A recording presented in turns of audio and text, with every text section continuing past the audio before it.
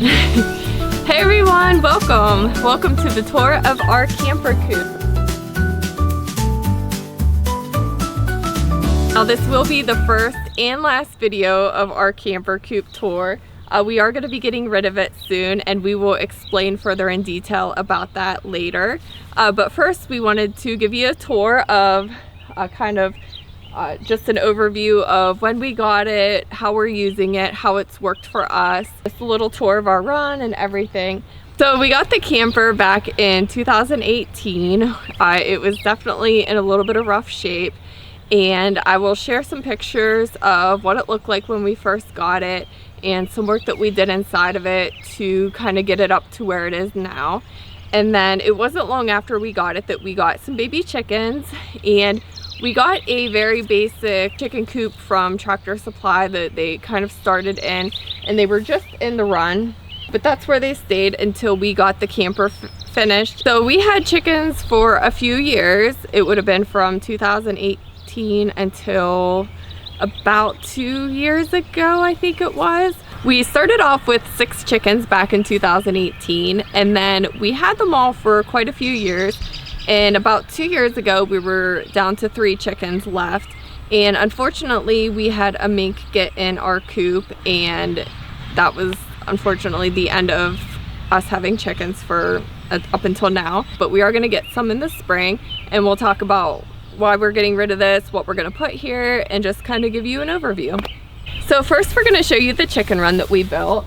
The chicken run is about 16 feet by 16 feet wide, and we used to have some locks on here, but they've since gone away. When we get chickens again, we'll get those back on. And here we just have some drip tubing for some. We had at one point more flowers in here, but we don't really need this now.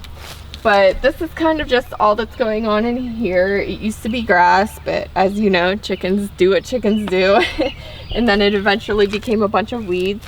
Now, when we built this, we really took some time to try to secure it the best that we could. If you want to come in here, we buried this hardware cloth. Is it about a foot deep, I want to say? That's more closer to 2. 2 feet deep. It was very, oh yeah, because we did have some really big trenches. Yeah, we dug some trenches with the trencher for that. It was literally a trench. I don't know if I have any pictures of that, but if I do, I'll share them.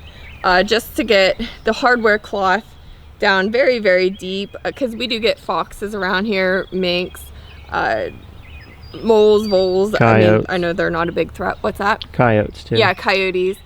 We get around here. So we just really wanted to protect them the best that we could with what we could do. So we buried the hardware cloth very deep. This is 1/4 inch. Oh, and then something else I want to point out too. This is plastic coated hardware cloth that we buried. The plastic keeps it from degrading while it's underground. And then above ground, we just use the standard, is it 1/4 inch or 1/2 inch? That looks like half. Maybe, yeah, maybe it's 1/2 inch hardware cloth. And then once we got up to a certain point where we didn't have to worry about digging, we just added your traditional chicken wire. We used to not originally have it up here, and then we did add it up here because we do get hawks and other predators like that flying around. But yeah, the chicken run was very, very secure, and we never had any problems with anything getting in it. Over here is kind of where they came in the coop to gain access into the coop. So that was all good too. We just used the traditional doggy door. All right, and now to the camper. This is a 16-foot Shasta. I couldn't even tell you the year. I know we have it somewhere. Camper. One thing I want to point out is this baggage door here. It used to be used somewhere to store extra luggage, and these are just here for decoration. But this is actually where we would sweep out the beddings, which made it really nice to clean out the inside of the camper. And I'll show you what that looks like from the inside, but I just wanted to show you that. And it does lock. We would normally have it locked up. All right, let's take a look inside.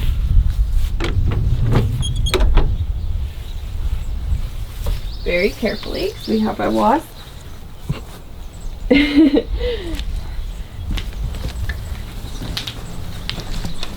All right, so this is the inside of the camper, and we have it sectioned off from where the chickens were to over here, which I'll show you in a second. But you can kind of see the condition the camper is in. This is about the condition it was when we bought it. We definitely would not have bought, you know, a nicer, newer camper and converted it. This needed a lot of work to make it usable, so it worked out perfectly for us for the time being. But what we ended up doing was building this kind of like retaining wall divider just to keep the chickens separate from the rest of the camper. And that was another thing that was kind of you know, chickens don't need that much space for their, like, where they nest. And they like to be close together. So this camper, like, knowing that now, this camper is kind of overkill for that. But just a lot of space. But yeah, this is where they would nest, on these bars that we added, these 2x4s. And you can see where they could come in. And we used to just have their water setting here and their food dish. And then those are the nesting boxes we built. This used to be a bathroom, I think, is what this is, where like the toilet and the shower would have been in the camper. The nesting boxes are accessible from behind, and that was something we added, which I'll show you. So it's definitely, it's nice for us to come in here, be able to stand up, clean it. We can sweep out all the bedding easily. We had like an old plastic kiddie pool that had a hole in it, so we just saved that, and then anytime we wanted to clean it out, we could just so easily set the pool down there, sweep it out, and then put some fresh bedding in, and it was good to go. So some pros about this coop is the space. We're able to stand up in here, and you know, the chickens, we could have had a lot more chickens than 6. And there would have been plenty of room for them. We could have, you know, built on in here and made it even bigger. Some more pros about this very large camper is it provided us with lots of storage. We used to keep our bedding, extra food, treats, room for everything out here, which was really nice. And it already had windows, so that was nice too. The windows didn't leak as far as we knew, so like a wasp nest. Oh, there's a very big wasp nest in here. We got some bees. Yeah. So with that being said, let's talk about some of the negatives. With this much space, it's a lot more upkeep. You're bound to have things get in, like bees. Cut. And as you can see, we left all of the original cabinets and drawers, and that's where mice like to hang out when they make their way in. Let's check one out. Oh gosh. Mice. And then, like I mentioned before, unfortunately, we did have a mink get in 2 years ago. And will you show them where it got in at? I don't remember exactly where. So you have your penetrations through the floor for like septic. You probably can't see in there. Gas lines, water lines would run down underneath the camper, and generally they're sealed with spray foam from the factory. Well, that was gone, so the mink came in through that hole. Yeah, so just all the utilities from the camper that have holes underneath are all openings and opportunities for predators. And you would think that, you know, it's just something that didn't cross our minds, unfortunately. And that's how the mink got in. We know it was a mink because we were able to trap it and see it. So that was kind of crappy to have that happen. You know, to do all the work to bury the hardwood cloth. I mean, that was a lot of work, especially in the middle of summer out in the heat. I remember how hard that was of a project. You know, just thinking you're doing everything you can to protect these chickens, and then something like that happens. It's really disappointing, but it's, you know, what can you do? You just gotta move on and do better next time. Okay, so we just kind of heard something scratching in it, so we're done with the inside for now. But yeah, it's just too much for us to keep up with maintaining as far as all the nooks and crannies that critters can get into. But let me take you around the back and we'll show you where the nesting boxes have access from. And then this was something we built and added on. These just come off, it opens up, and you can get your eggs without even having to step inside. So that was really nice, you know, always having an easy way to get the eggs and without getting your feet dirty. All right, so you may be wondering what's next. Well, let me tell you, what we're going to do is next spring, we are going to get some brand new baby chickens. I'm very excited because the kids are, I think they'll be at the perfect age where, you know, having baby chickens, they'll understand what's going on, they'll be able to help, and so I'm really excited for that.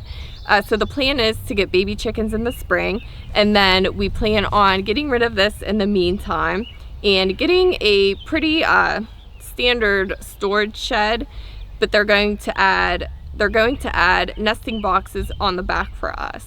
And then we'll be able to build out inside, you know, some roosts and whatever else that we need to make it work. And I think it'll look really nice here.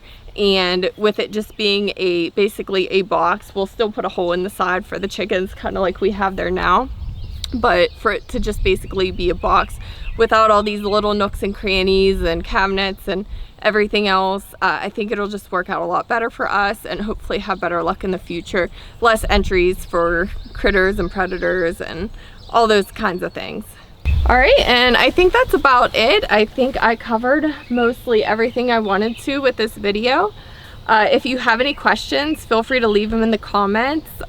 I'm sure there's something I'm forgetting. Would we do it again? I wouldn't say no. If we were to do a camper coop again, I think something different I would do is get a even smaller camper, just less maintenance, and I would for sure get underneath it, find a way to get underneath it and permanently close up any, you know, open holes from utilities, plumbing, anything like that. Just really do a really good job of securing it up. But I am excited to, you know, have something new and something just a little bit less maintenance for us to work with. But yeah, if you have any questions, feel free to leave them in the comments below. I hope you enjoyed this camper coop video. If you like this video, please take a second to like and subscribe. Would really appreciate it. And we will see you in the next one. Have a great day.